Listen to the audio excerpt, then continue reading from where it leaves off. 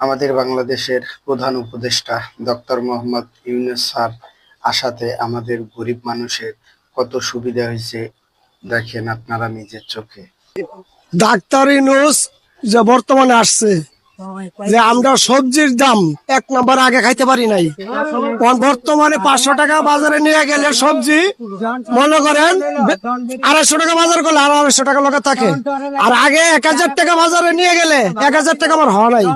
আমি প্রতিদিন 1000 টাকা রুজি করি, সিএনজি ড্রাইভার।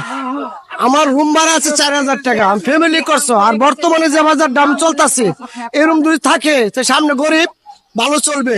আমরা গরিবের জন্য ডাক্তার ইউনূস ভালো, কারণ ডাক্তার ইউনূস যেটা করতেছে বাংলাদেশে সেটা জনগণের কল্যাণের জন্য করতেছে, কারণ সে গরিবের প্রতি মায়া আছে।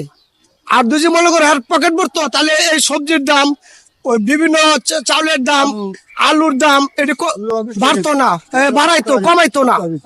তাহলে সবকিছু আমার মনে নিয়ন্ত্রণে আছে। আমরা সকলে মিলিয়া যাই রুজি করি, আমরা বাল বাচ্চা নিয়ে ভাত খাইতে পারি। তার মানে আপনিও এখন চাচ্ছেন যে ডাক্তার ইউনূস যতদিন থাকে আমি খুশি, কারণ এরকম সরকারে আমার দরকার।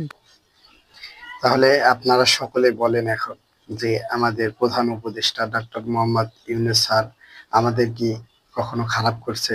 দেখেন আমাদের কিন্তু অনেক অনেক ভালো করছে, সেটা কিন্তু বলা যাবে না কখনোই যে এত পরিমাণ ভালো।